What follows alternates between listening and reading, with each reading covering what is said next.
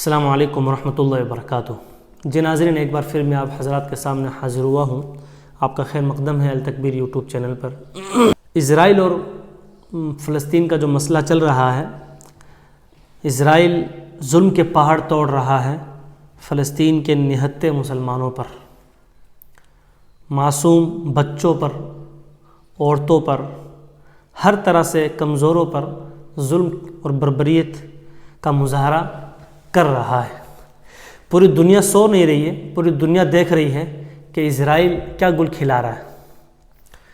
لیکن میں بات کر رہا ہوں ان لوگوں کی جو عوامی سطح پر جو لوگ ہیں، بہت سو کو اس مسئلے کی حقیقت پتہ نہیں ہے کہ بھئی بہت سے لوگ ایسا جواب دیتے ہیں کہ نارمل جو لڑائیاں ہوتی ہیں دو ملکوں کے بیچ، سیاسی مسئلہ ہوگا ویسی لڑائی ہوگی۔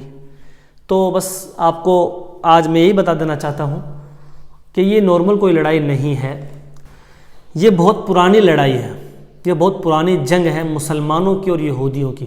یہودیوں کو جو الرجی ہے مسلمانوں سے، وہ شروع کب ہوئی؟ وہ پیارے آقا محمد عربی صلی اللہ علیہ وسلم کو عرب میں پیدا ہوئے اور عربوں میں سے پیارے آقا محمد عربی صلی اللہ علیہ وسلم کو نبوت ملی، تو ان یہودیوں کو الرجی شروع ہوئی تھی۔ وہ الرجی کی کھجلی آج تک ان کو ہوتی ہوئی نظر آ رہی ہے، ہو رہی ہے کھجلی۔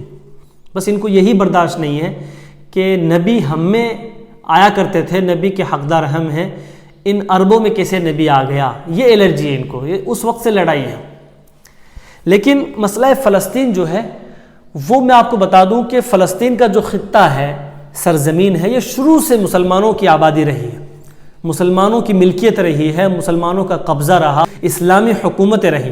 ہاں، حکومتوں کے نام بدلتے رہے لیکن اسلامی حکومتیں رہی، ٹھیک ہے۔ 1920 سے پہلے اس سرزمین پر گنے چنے یہودی رہا کرتے تھے، گنے چنے یہودی رہا کرتے تھے۔ ایک طرف سلطنت عثمانیہ کا خاتمہ دیکھیے، اور جو یہودی ایک پاور میں تھے برطانیہ کے اندر، انہوں نے یہ اعلان کر دیا کہ ہم اسرائیل کا قیام عمل میں لائیں گے۔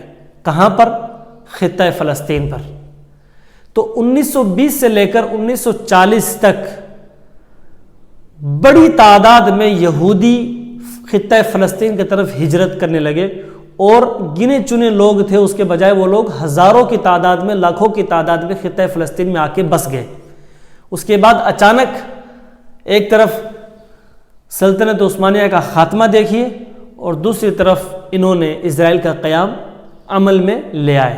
اس کو آپ ہیومن رائٹ کے اعتبار سے بھی دیکھیے کہ جو قوم، جو بستی، جس مذہب کو ماننے والے لوگ جس خطے پر، جس سرزمین پر قیام ہے، شروع سے ان کے آبا و اجداد وہیں پہ پیدا ہوئے، وہیں پہ مرے، اور نسلوں در نسل وہ وہیں پہ رہ رہے ہیں، اور وہاں پر کوئی نئی قوم آ کر ان کو دھکا دے، ان کو نکالے، مارے پیٹے، اور خود وہاں بسنے کی کوشش کرے، اس کو اپنا گھر بنانے کی کوشش کرے، تو یہ انسانی اعتبار سے بھی غلط ہے، انسانی حقوق کو برباد کرنے والے عمل ہے، انسانی حقوق جو ہے اس کو پامال کر دینے والے، انسانی حقوق کو اپنے پیروں سے رون دینے والے عمل ہے۔